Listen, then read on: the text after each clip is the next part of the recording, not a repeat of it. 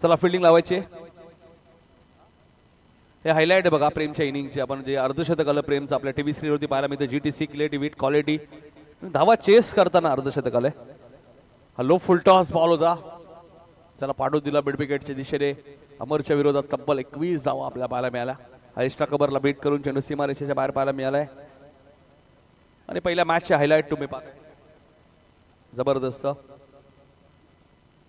गणेशदादा पाटील आपल्यापासून नक्कीच रजा घेत आहेत. एक जबरदस्त व्यक्तिमत्व, कारण की 13व्या ट्रॉफीच्या दिशेने वाटचाल जरूर केली. राकेश मात्रे 11, साईनाथ भोईर प्रतिष्ठान सोनापाणी त्या संघाचे पॅकर्स आपण पाहतोय. गणेशदादा पंडित पाटील हेडूटने.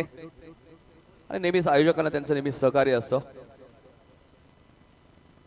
लगेच आपण या मॅचला सुरुवात करणार. टॉस जिंकलाय ओमसे अगासन यांनी बघा. विराज मुंडे सुद्धा आता इन ऍक्शन मध्ये थोडेसे दुखापतग्रस्त आहेत.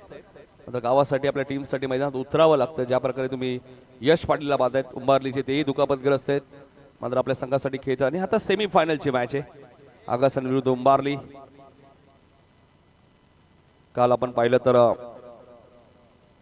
माहिरा 11 आई गावदेवी 12-13 नागाव संघ फायनल मध्ये